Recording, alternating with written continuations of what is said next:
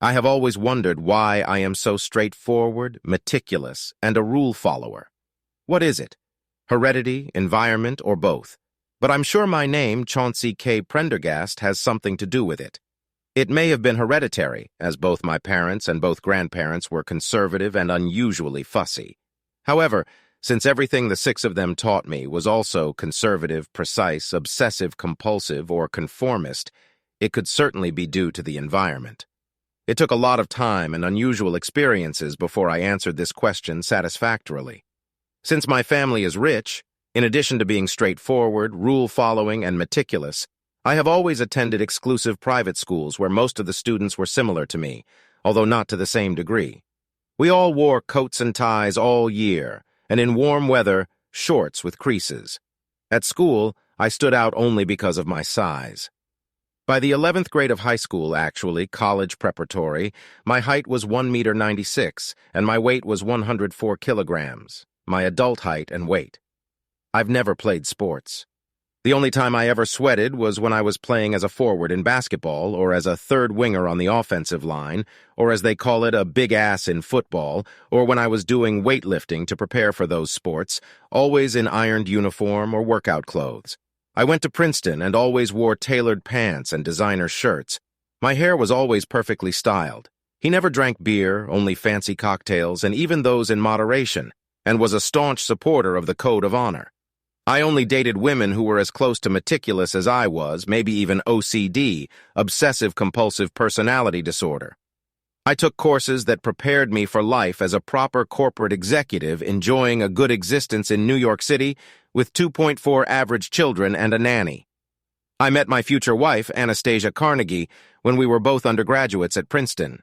She is a large woman, 5'8", 65 kilograms, but even more elegant than large. Always impeccably dressed in designer clothes, with regular trips to spas and high-end beauty salons, as befits the daughter of an S&P 1000 CEO. She is a follower of rules and just as respectable as I am. Anastasia and I had a large 400-plus guest, expensive wedding with a reception at the Gramercy Park Hotel, and we started life in an apartment our parents owned in Manhattan, overlooking Central Park, and with a corporate job that made both sets of parents happy. At a corporate job, we had some difficulties, communicating with other employees because they were not like us. But we managed and did not humiliate them. Although I would say that both Anastasia and I enjoyed life to the fullest, perhaps it was because we did not know what else life had to offer us. Our sexual encounters were enjoyable, but not even close to devastating. All our friends were like us, conservative designer clothes, corporate jobs, etc. Anastasia and I had been married for 3 years and were both 26 when we went to a popular resort in North Carolina for a week, mostly for fun, but with one business meeting each of us. The resort had an excellent reputation, although it was not official like the usual 5-star resorts we frequented, especially with our parents, such as the Greenbrier or the Four Seasons at Jackson Hole or the Grand Hyatt Kauai Resort and Spa. The clientele was much more eclectic than we were used to, but none of us considered ourselves snobs or bigots, even if some others might consider us as such. So, just like at work, we didn't feel judged or uncomfortable. There were a few couples that particularly intrigued us, since in our sheltered upbringing we had never interacted with such people. One couple consisted of a tall, thin, elegant black man and a wiry Asian woman with unusually large breasts. The other is a muscular black woman who looks like Serena Williams, and a skinny older white guy with long hair and pink glasses. Another was an always provocatively dressed little white woman with a pretty face, red-green hair and obvious body piercings, paired with a little white guy who also had piercings, blue hair, and outrageous outfits. I found the last couple especially interesting. I often glanced at the woman and sometimes noticed that she was looking at me. Several times we even exchanged smiles, but without words. I especially enjoyed watching her when she danced to the fast music. She was extremely athletic and energetic. Anastasia and I had a good time, participating in many activities and going out into nature, as well as dining and dancing most of the evening at the resort. I think it was the 4th evening of our stay, fortunately after we had each had one business meeting, when an unusual event occurred. One of the changes included a seafood dish that I didn't like, and I warned Anastasia not to eat it. However, she loved seafood and knew I didn't like it, so she brushed off my concerns. We were having dinner with another couple, dressed almost as conservatively as we were when during dessert. About 20 minutes after we had finished the main course, Anastasia began to have seizures. Her condition progressed to a flushed face, hives, and then right at the table, vomiting. The frightened waiter and head waiter rushed to her, but soon their attention was directed to other parts of the establishment to other people with the same reaction as Anastasia. All hell broke loose in the dining room. Once I had Anastasia cleaned up a very unpleasant task for someone as meticulous as I was. I carried her up to our room after the resort's assistant manager, now in the dining room dealing with this shit show, assured her that the staff doctor would promptly attend to us in our room. After Anastasia vomited again in the bathroom of our room, I took off her outer clothing and put it in our bed. Soon the doctor arrived. It seems he diagnosed the problem right away because many other people have suffered the same fate as Anastasia. Seafood poisoning from macro. The doctor gave Anastasia a sedative cocktail, which alleviated the symptoms and put her to sleep. By the time the doctor was ready to leave 5 minutes later, Anastasia was snoring so loudly it sounded like a freight train. How long will she be out, doctor? At least 10 hours, perhaps 12? Is it important that I stay here with her? I can't sleep because of the noise she makes. No, she will be passed out and does not need supervision. Ask the assistant manager for a different room and just check it every 3 to 4 hours. I kissed Anastasia on the forehead, made sure she was covered with a sheet and blanket, and then went to the assistant manager. Although the assistant manager was reluctant to give me a different room, she gave in when I pointed out to her that the resort was responsible for the bad food and that we had one of the most expensive rooms in the area. She offered me an unoccupied regular room. I checked the available room, and it was nice enough to sleep for a few hours between checking on Anastasia. However, I was too energized to sleep, so I went to the main bar. The only empty seat at the bar was next to an older guy in a fancy suit that I had never seen before, and a small woman in provocative clothes with a beautiful face, body piercings, and red and green streaks of hair, whose purse was holding the seat. "Is this place reserved?" I asked. "Yes, for you," she giggled.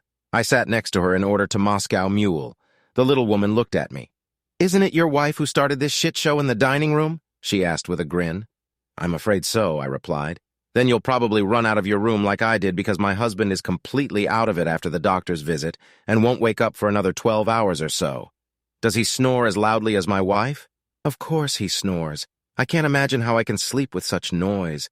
I rented another room, so I hope to get at least a few hours of sleep between checks." "Well, aren't you thoughtful?" she giggled. "By the way, what is your name?" I asked, holding out my hand. "I think today I'll go by Calamity Jane and you'll go by Paul Bunyan," she replied with a devilish grin, shaking my hand with a surprisingly strong grip. "Paul Bunyan and Calamity Jane, right?" I laughed. "You seem to be interested in American folk tales." I then proceeded to have one of the most unusual conversations of my life with Calamity Jane. I could tell from the things she said and her vocabulary that she was actually smart, and I wasn't surprised that she graduated from Oberlin College, an excellent liberal arts college that is a hotbed of liberalism and individuality. It was also clear that her family had money too, not only because she and her husband could afford $750 a night at the resort, but also because her clothes and handbag, although very fancy, were clearly high-end, and talk of travel to Europe and Africa indicated a significant amount of travel. It was quite difficult to determine her age, but I estimated it to be between 29 and 31 years old. Calamity Jane and I enjoyed 2 leisurely drinks, the second of which she allowed me to buy her, before she jumped off the stool and giggled. "I'm going to take a nice walk along a trout stream and maybe even get my toes wet. Join me, Paul Bunyan, in case I need protection, won't you? But we don't need blue oaks. How can I refuse such an invitation?" I grinned. I didn't expect it. But Calamity Jane grabbed my hand as we walked and pressed herself against me, ostensibly for support, since her 5'5", 51-pound body was wearing 4-inch heels. As we walked, she told me lewd jokes, outrageous stories, and comments about the flora and fauna we encountered, despite the lack of light except for the full moon. When we reached a low bridge over a trout stream, she took off her shoes and splashed in the water with her bare feet. She urged me to join her, which was not a typical activity for me. But since I enjoyed her company, I agreed. After getting a couple of fish bites on our toes, We put our shoes back on. I just put my socks in my pockets and crossed the bridge. When we were at a distance, she turned to face me. You know, Paul, I've been looking for the ideal candidate for a long time. I decided that it would be you. That's a one-shot calamity. Never heard of this. This is a one-time experience that will never be repeated, which will never be talked about, which is completely outrageous and unusual, something that the people involved would never do except for an experience that would broaden their horizons. She smiled, and no further contact. What exactly is experience, I thought? Close your eyes and extend your left hand to me, she ordered, taking off her shoes and standing on the curb of the path so that she was only a few centimeters shorter than me. When I hesitated, she asked, I'm not going to hurt you, Paul. Do what I say. I thought it was funny, and I complied. After I closed my eyes for a few seconds, she pulled my hand towards her, and it came into contact with something wet and soft with a hard part, along a larger, soft part. The sensation was pleasant, and I continued to close my eyes until I heard Calamity Jane moan and tremble slightly. I opened my eyes and saw that her eyes were closed, and that she was moving the fingers of my left hand under her dress. I tried to gently pull my hand away, but she wouldn't budge, and held my wrist so tightly that I would likely yank her from where she was standing and hurt her in the process. Her eyes opened briefly, and then she said, Wait until I finish. I believe that within the next 30 seconds, she climaxed, also because I myself began to move my fingers. Anyway, she fell on top of me, and I had to carefully pick her up and set her on her feet. She looked at me with partially glazed eyes. For the last 9 or 10 years, I have been dreaming of a one-time sex session, and you are the perfect man for this. Let's go to your spare room. When I began to stutter in protest, she grabbed me by the neck and mounted me with the ease of a monkey clinging to its mother, wrapping her thighs around my torso. When she kissed me on the lips, I noticed a piercing on her tongue. I can't explain it, but I was instantly aroused, and I think she noticed it by the enthusiastic response of my tongue. When she broke our kiss, she said with a devilish grin, If you like my tongue, then you will like my piercing in an intimate place. What exactly happened from that moment until I closed the door of my room behind us? I don't know exactly. I seem it to be in a trance and walk it as if in a fog. However, once in the room, my mind cleared when Jane announced, To start our one-off, I'm going to do the fastest striptease in history. Then Jane began to sing, ta-da-da-da-da-da-da-da-da-da-da-da-da-da, swing her hips provocatively for a few seconds before she reached behind her and unzipped her dress. When it hit the floor, she was naked, except for a piercing and a butterfly tattoo, right above what I assumed was a private piercing. Since she was a small woman, I was surprised that her breasts were quite impressive. I would guess they were a size 2. My manhood and my pants became so hard that it hurt. Now let me undress you, big boy, Paul. She chuckled, walking towards me. Feel free to massage my breasts while I do this. She giggled. She took off my jacket, tie, shirt, and t-shirt, occasionally giving instructions on what to do with her breasts, or ohing and awing. I like your big muscles. Next came my belt, after which she pulled down my pants and boxers at the same time, causing them to fall to the floor. Yum, yum, she giggled, massaging my manhood, but said with playful concern, I hope this hog fits inside me. Jane pushed me onto the bed, pulled down my shoes, pants, and boxers, then came on top of me and began kissing me furiously, stroking my shoulders with her hands and pressing her hips against mine. I think she sensed that I was about to explode from just doing this, so she pushed me away. Tackle my piercing below to prepare me for your hog. Her piercing looked attractive and intriguing. I'd only had this type of sex about half a dozen times with anesthesia, and it wasn't much fun, but judging by Jane's enthusiasm, I thought it might be different with her. And so it turned out, after Jane experienced her first climax with a scream that would have been heard 3 rooms away if she hadn't muffled it with a pillow, I really got into it. This happened because she swore at me and said dirty words, but primarily because she clearly enjoyed it. Her enthusiasm and joy spurred me on too, and by the time she reached her 3rd climax, I was enjoying it. Even though I thought she would be exhausted after 3 climaxes, she quickly recovered, pushed me away, and then growled, pushing me onto my back. I'm going to ride you like a rented mule. I don't know how long it took before my hog sank all the way in. We were both surprised that it was even possible given her external dimensions, but the sensation was simply fantastic. I reached the finish line and fired like a howitzer, but she didn't stop. For the first time in my life, after another 5 minutes of her sexual gymnastics, I remained hard, and again, I came to the finish line. And this time, she reached the finish line almost at the same time as me, screamed, and then fell on my chest. It took me a long time to recover from the most intense experience of my life. She lay there kissing my lips, neck, and face. That was very, very, very nice, Paul Bunyan. She giggled between kisses. I can't wait for the second round. Finally, she rolled off me, and we began a very flirtatious, provocative, and enjoyable pillow talk. Suddenly, right in the middle of her sentence, her eyes opened wide and she smiled. "It's time for me to get to work," she giggled. The second round shocked me no less.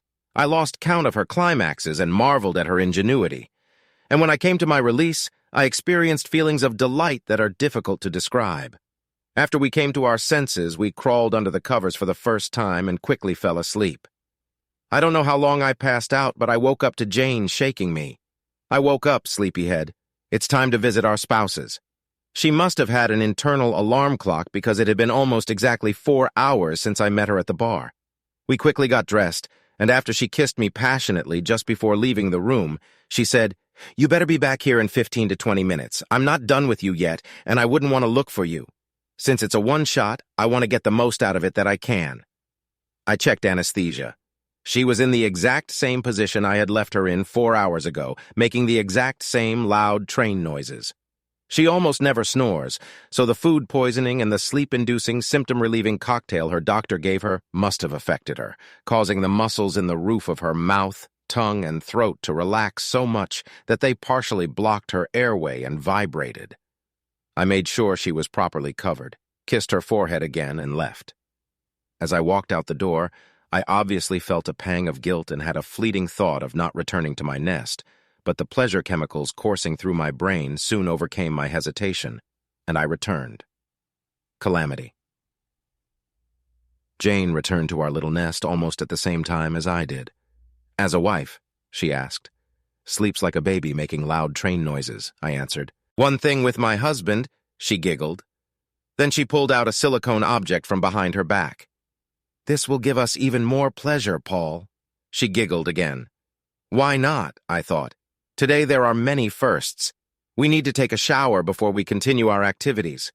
She smiled, and her dress was removed before the word shower came out of her mouth. I kept up. Although Anastasia and I had showered together before, it was rare and nothing like this time. Wrapping a towel around herself, she muttered, "Take me to bed. I love being in a man's arms." In bed, I did everything she asked. She reached 2 quick climaxes and began to use the item she had brought. What I felt during this round was beyond description, and when we climaxed again, she screamed and then lost consciousness.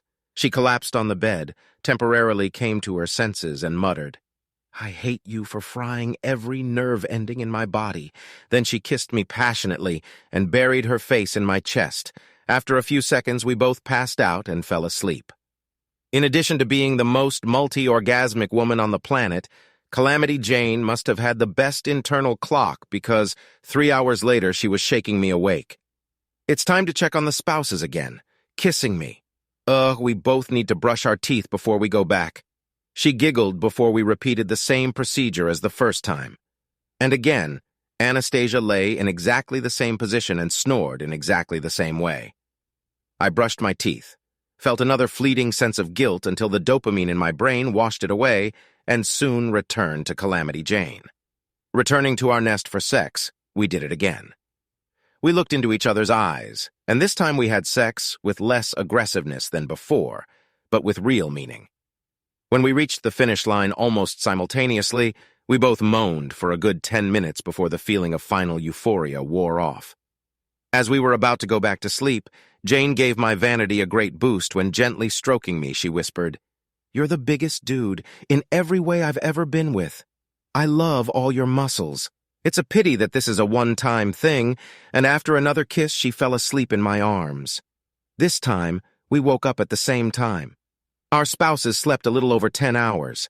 We quickly showered together, got dressed, and then kissed one last time as I lifted her off the ground, so our eyes were eye level before we left to return to our spouses. "Thank you for the night of my life," I said sincerely before setting her down on the floor. "The only one in history," she answered. "Now we don't know each other, remember?" "Okay," I grinned, and we went in different directions. When I returned to my room, my brain was foggy. I sat in a soft chair, looked at Anastasia, and thought about how I could make amends to her. Some ideas popped into my head that made me smile. She woke up 30 minutes after I returned.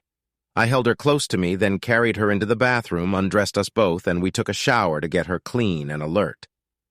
After breakfast, Anastasia felt better, but still wasn't quite there, so she asked if we could hang out by the pool, take a few short walks, and just relax.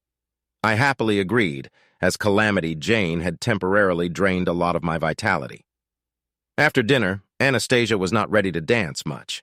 We spun around the floor a bit, during which I exchanged a couple of secret smiles with Jane, who was dancing with all her might, while her husband had about the same energy as Anastasia and I. When we returned to the room, Anastasia put on her nightgown and was about to doze off when I said, "Let me spoil you a little first."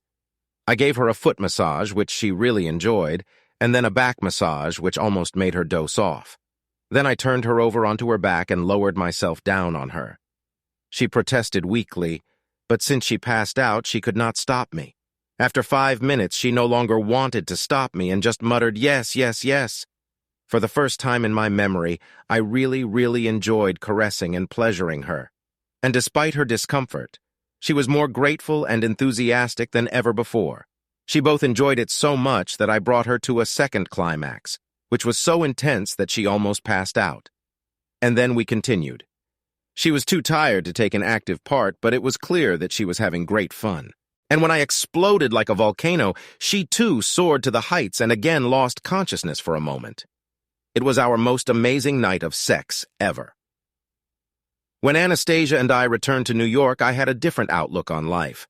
Considering how different Calamity Jane was from me and how much I enjoyed her company, I was more open to others at work and in social situations. I was surprised that my new attitude helped me succeed at work and enriched my life. What also helped enrich my life was that Anastasia and I began having sex that lasted longer and was more varied and intense. In fact, I think Anastasia had the best night of her life when I used the poses that Calamity Jane taught me. The smile on her face when we fell asleep, exhausted, was simply touching. Although I had always been kind to Anastasia throughout our relationship, the guilt associated with my one time prompted me to be even kinder to her. After a few months, she noticed the difference and complimented me. By the time we returned about 4 months later, I was no longer thinking about Calamity Jane poorly, but now usually only once a day. Apparently, the blissful relationship I had with Anastasia had clouded her brain a little because when she threw up one morning, even though she clearly wasn't sick, she went to the OB/GYN. Only then did she realize that she had mixed up the sequence of contraceptive injections, and since she had recently changed doctors, she had not received a notification. Although the fact that she was pregnant stressed her out until we found ourselves together one night, after I overwhelmed her by telling her how wonderful it was and then proceeded to have her until my mind was blown, she accepted impending motherhood. Things were going well for me at work. Thanks to our parents' wealth, Anastasia was able to quit her job and focus on our Beano. Our sex life was great as pregnancy had boosted her libido and most of my guilt after the one time had dissipated. Then about 9 months into our trip to the resort, I received a message on Instagram. How the hell she knew how to contact me on Instagram, I have no idea.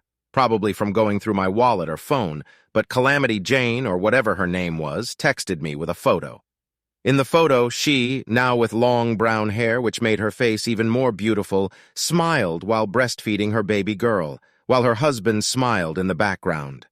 The text read, "My husband doesn't know that he is sterile and that this is not his child. Don't tell him and don't save this message. Let it disappear after 24 hours. You make really good kids. Thank you." I almost lost consciousness.